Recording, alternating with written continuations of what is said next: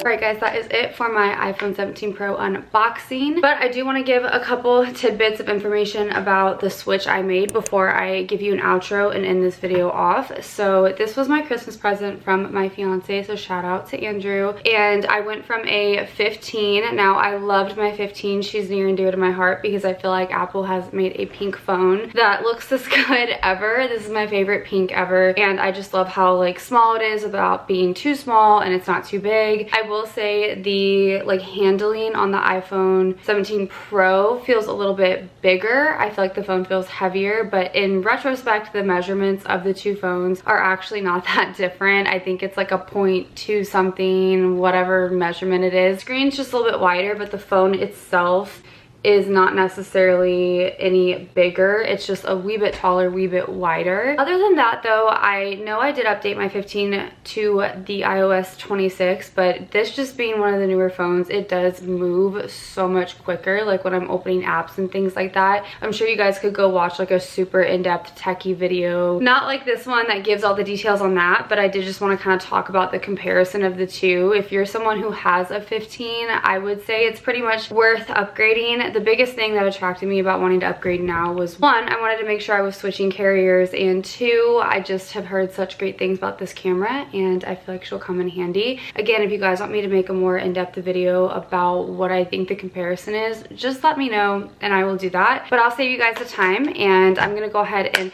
outro my unboxing video. I appreciate you guys watching this. If you like videos like this and want to see more in the future, make sure you let me know, and I will see you guys in my next video.